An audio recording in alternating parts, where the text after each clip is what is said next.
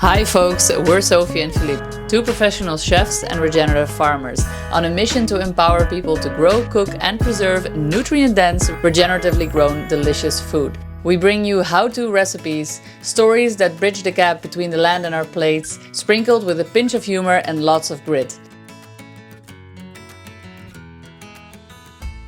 After a wildfire burned down much of our farm, and with a baby on the way, we're working hard to rebuild our lives. Join us for some honest cooking, regenerative living and fun farm-to-table courses and retreats.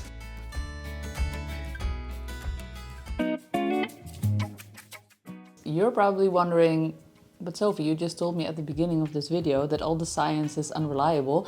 So why are you then talking about scientific studies that you're going to show me that prove certain things? And that's a very fair question.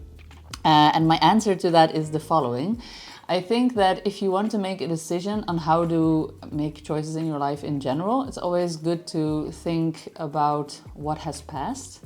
And when it comes to diet, I think it's good to look at us as, humanity as a whole and sort of deduct what have we been doing up until this point and what has been the effect. And if you look at us from an evolutionary perspective, you can go back in time and it's very clear that in the beginning we were just eating raw ingredients, that we were foraging and hunting, so that would have been lots of plants and lots of different types of meats and animals, and these are all things that are very pure in their state.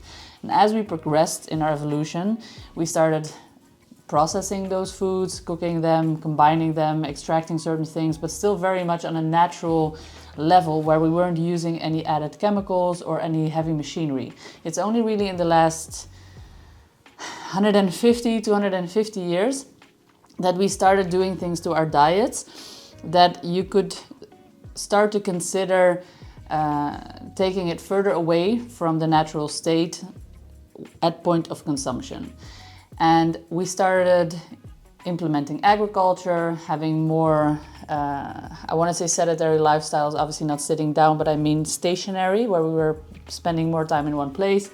And so we started cultivating plants in order for us to be able to eat them on a regular basis. And that's when we moved away from foraging and hunter-foraging, a hunter-gatherer lifestyle. And that's when we started eating a lot more grains.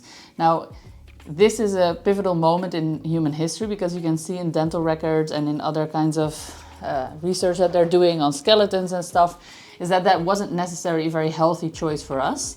And during a lot of our history in the medieval times and even during the Industrial Revolution, people were eating just a lot of grains. And of course people are going to say yes, but people were dying of disease and they were not living until 90 as we are now. And I think then it's very important to realize that there's a difference between a very large lifespan and the actual health span.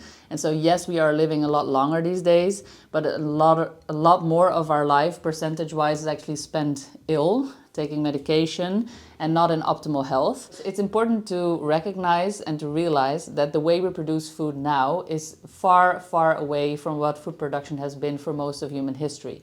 It used to be about feeding people and it used to be about nourishing yourself, and that would be in quantity and quality. And currently it is a market that is very much driven by profit and convenience. And this was made possible because of the Industrial Revolution and mass production, which for a time was really great because that meant there was a lot of calories available and more people could be well fed and therefore we grew. But at the same time, once we got to the point where that level of comfort was reached, now it became an incentive to just get people hooked on cheap food for profit. And a lot of the things we eat today, I wouldn't even consider them to be food. They're actually called UPFs, ultra-processed foods, and they are solely engineered for them to be optimally profitable, optimally convenient for the producer to transport, and they are also engineered to be optimally addictive. So that means that they are engineered literally for you to want to eat more, even though it doesn't give you any nutrient. So all the food that belongs into that category for me is instinctively just a no-no. But what does that mean practically in the kitchen, right? So I want to show you in our setting what that means, like which things do we take out and how do we substitute for them. So one of the first categories I want to talk to you about is the flavor making one, or the MSG spiked stuff that you can buy in the supermarket. So most people nowadays cook with these stock cubes or Insta sauces, and I'm not gonna lie, they taste amazing. They taste amazing because they contain a lot of MSG. And I always like the joke that if you add MSG to anything, also known as vetsin, you can make a turd taste good, okay? So you're not necessarily cooking great stuff if you're using MSG, in my opinion, because I feel like it's sort of a cheating way to get to flavor.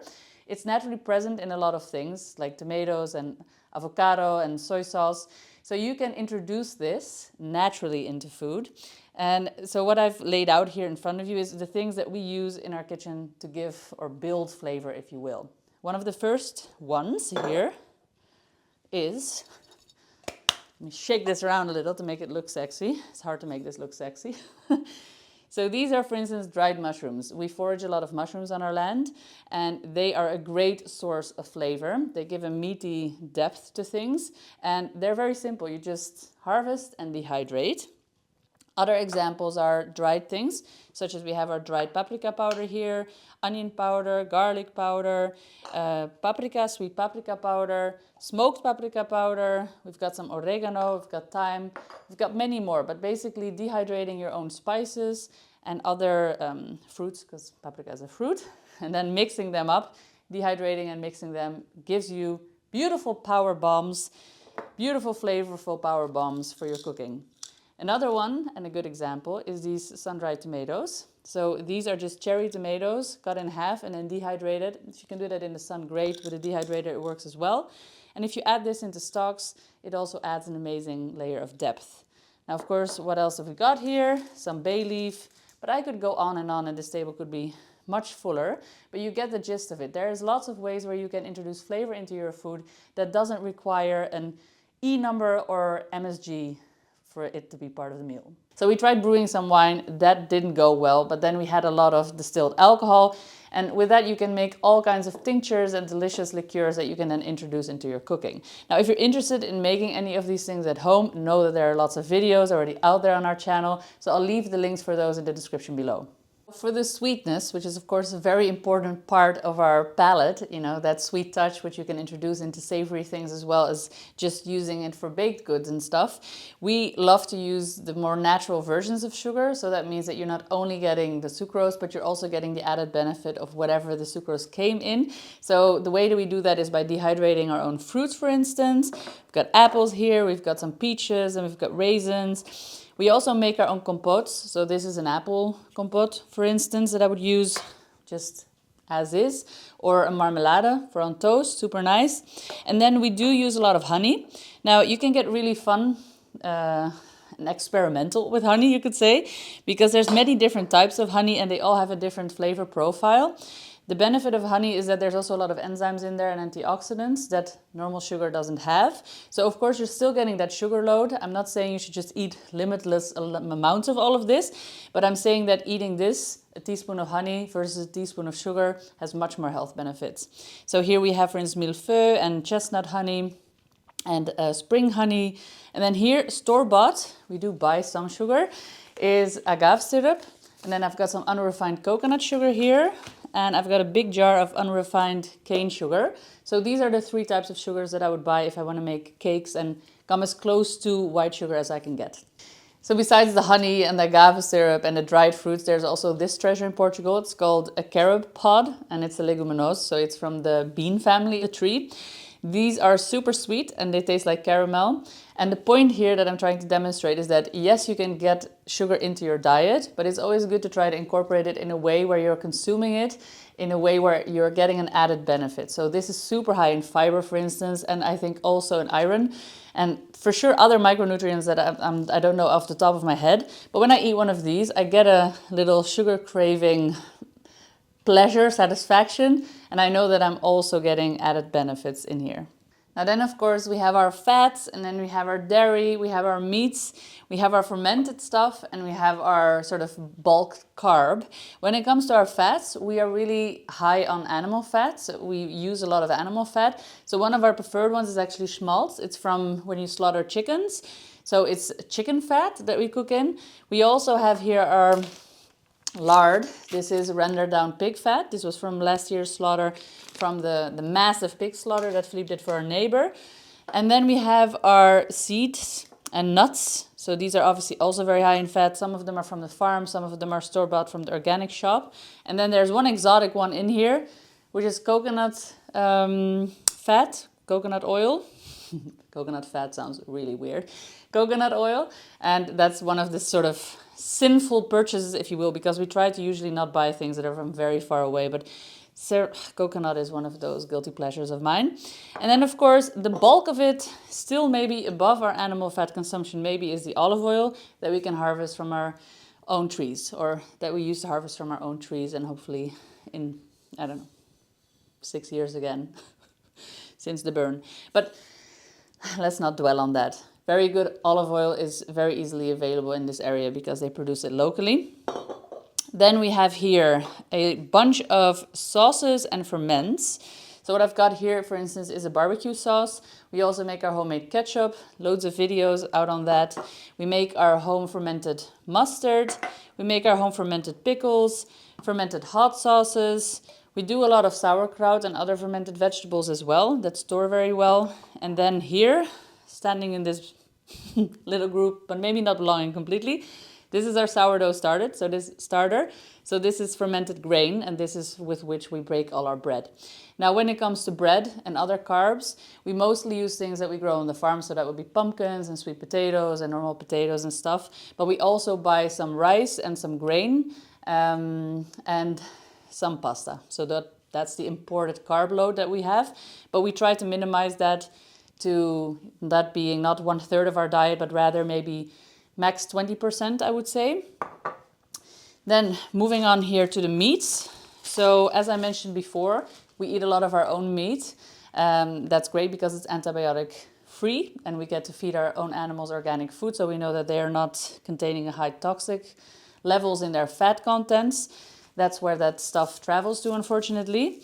And that goes into two categories. We have our fresh meats, but then we also have our cured meats. So this, for instance, is a salumi. This is a fermented, if you will, and cured piece of meat. Italian style, very delicious, keeps very well in the freezer. And another big thing we do is that we eat nose to tail. So these, for instance, are chicken stomachs and hearts. We eat kidneys, we eat livers, we eat all of that stuff because that's actually where all the nutrients are. So if you're just eating lots of steaks, I'm sorry to disappoint, but if you're not eating the sinew and the fat, you're actually not getting all the nutritional benefits. Another fun fact actually about meat is that it contains all the micronutrients a person would need if you eat nose to tail, which unfortunately nothing in the plant kingdom has that completion in the nutritional profile. And it's also one of the reasons that I think it's not that wise cutting out animal protein out of your diet. We do cured bacon as well. This is breakfast bacon. And then we usually have our own meat birds, but this is actually a soup bird of the laying hens that we culled recently. So last but not least, here is our dairy aisle.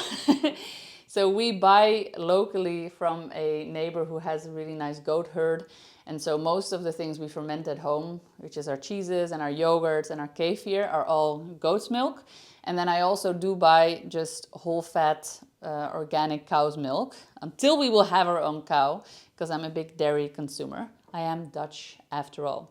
So the added benefit here, dairy in general, unhomogenized and unprocessed, is very healthy for you, and even more so if you ferment it. So we really like to ferment a lot of our dairy products and make our own cheeses, on which I also have a very fun video because it's not that hard to make fresh cheeses at home.